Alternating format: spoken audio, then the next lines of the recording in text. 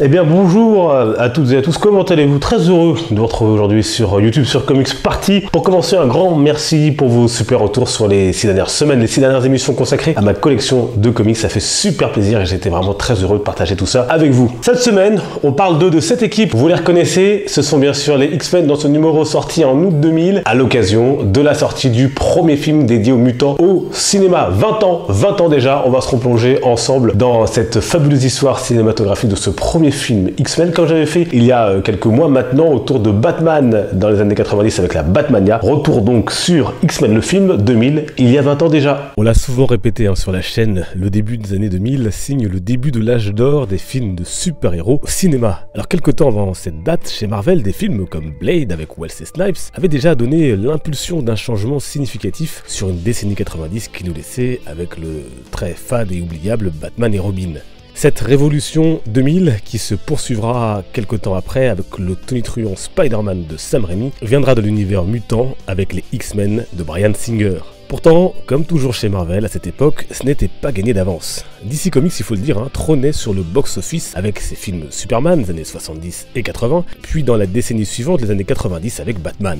Mais surtout, les droits d'adaptation des héros de la Maison des Idées étaient éparpillés dans un bon nombre de studios, et les mauvaises surprises et déconvenues se sont enchaînées pour Marvel des années 70 à 90 avec Spider-Man ou encore Captain America. Après de nombreux projets avortés, dont un se nommait Wolverine et les X-Men, la franchise atterrit entre les mains de feu la Fox. Bryan Singer, qui avait à de multiples reprises refusé de réaliser le film, finira par s'en charger, toutefois avec une réelle envie. Un premier volet donc que les fans à travers le monde attendaient au tournant. Il faut dire que les précédentes réalisations estampillées Marvel ne les avaient pas enthousiasmés, à juste titre comme on l'a vu juste avant. Et il faut rappeler que dans les années 90, décennie durant laquelle est tourné et produit le film, les X-Men sont au top de leur popularité, avec des titres qui se vendent comme des petits pains et qui établissent même des records de vente. La série animée de 94 est un phénomène aux États-Unis et les marques s'arrachent les mutants comme dans cette pub de 93 pour Pizza Hut. Et il faut pourtant se souvenir que le budget de ce premier film n'est pas si énorme que ça, 75 millions de dollars, alors oui, c'est beaucoup, mais au cinéma, un budget assez modeste quand on voit les sommes alignées aujourd'hui et même à l'époque. Alors ça se voit encore aujourd'hui, principalement dans les scènes d'action, souvent nocturnes, par faute de budget, et les effets spéciaux.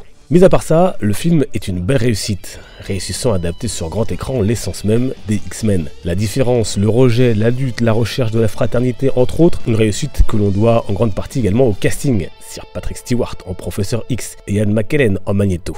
Et pour l'autre rôle titre du film, Wolverine, ils sont allés chercher un acteur alors peu connu, dont le 1m90 est à l'opposé des 1m60 du personnage dans les comics, Hugh Jackman. Notons que Russell Crowe a lui failli jouer ce rôle avant d'être recalé à cause de ses prétentions salariales bien trop élevées pour le budget. Malicia, la mutante absorbante, est aussi au cœur de l'histoire et c'est Anna Paquin qui prendra son rôle.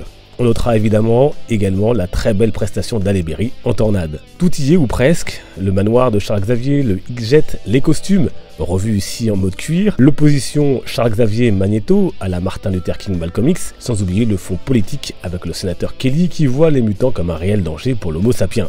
Et les 3 premières scènes du film montrent la profondeur et la richesse de cet univers qui questionne aussi nos réalités et existence. Première d'entre elles, très forte, on découvre le jeune Eric Lencher dans le camp de concentration d'Auschwitz face à la barbarie et au rejet, là non pas en tant que mutant, mais en tant que juif. Puis focus sur une jeune mutante, Malicia, en proie avec son petit ami aux joies et aux découvertes de l'adolescence et des premiers amours. Un moment important et banal à la fois qui se termine en tragédie. Enfin, la politique s'en mêle donc, le sénateur Kelly excite les foules en remuant les peurs, alors que Jean Grey essaie de plaider pour les mutants. Au fond de la salle, Charles Xavier assiste silencieux au débat lorsqu'il croit apercevoir un vieil ami quitter l'assistance, Magneto. Alors le film sort le 14 juillet 2000 aux États-Unis. Comme toujours, pour l'avant-première, le studio voit les choses en grand, avec notamment un dirigeable estampillé X-Men flottant au-dessus de Ellis Island, où se joue la scène finale du film. À sa sortie, le film recueille majoritairement des avis positifs, et au box-office, il cartonne avec près de 2 millions d'entrées en France, et un résultat au box-office à près de 300 millions de dollars. Bien évidemment, avec un tel succès, le merchandising n'est pas en reste, avec toute une série de jouets qui auront grand succès, surtout aux États-Unis.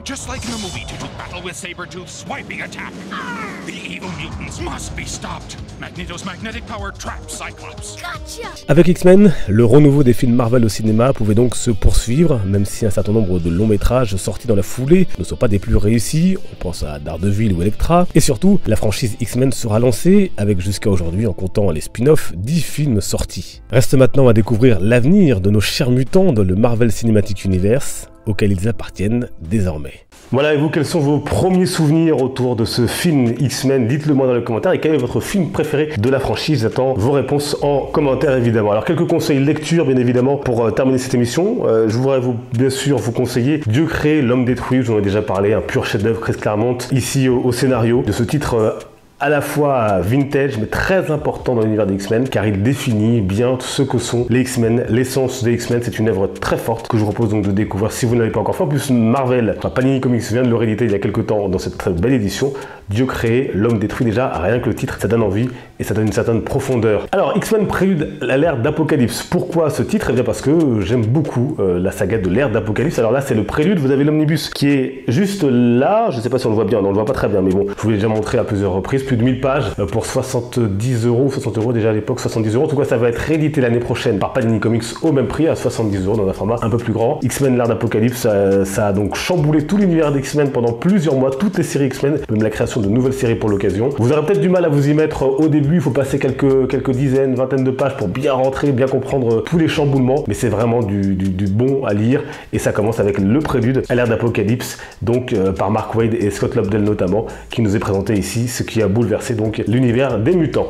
Quelques gros pavés ensuite, X-Men par Morrison et Frank Quitely, ça je vous en ai parlé dans la précédente émission, il y a 2 tomes, l'autre tome est dans la bibliothèque, c'est vraiment du très bon, on instaure de nouveaux personnages et de nouveaux statu quo, encore plus accessible, le X-Men de Joss Whedon, 2 tomes, l'autre tome également dans la bibliothèque, et ici, eh bien, notamment les mutants font face à un sérum et qui peut les guérir à cette question, bien évidemment, si vous étiez un mutant, est-ce que vous prendriez ce sérum? Alors il n'y a pas que ça dans l'histoire, mais c'est très accessible et c'est également très bien en 2 tomes, et je crois que ça va être réédité également par Panini Comics. Wolverine and the X-Men par Jason Aaron, une série vraiment très sympathique, très fun, il y a plusieurs tomes, je vous ai montré également dans une précédente émission, c'est vraiment très sympa. Tome 1, bienvenue donc chez les X-Men, avec Wolverine en directeur d'école, avec également bien évidemment Kitty Pryde, c'est très fun, on passe vraiment un bon moment. Écoutez, j'espère que ça vous aura intéressé, en tout cas j'ai pris toujours le plaisir à vous retrouver et à vous proposer cette émission. On se retrouve bien évidemment la semaine prochaine, d'ici là, les réseaux sociaux, Instagram, notamment Twitter, tout est dans la description. Portez-vous bien, les comics sont une fête. Ciao!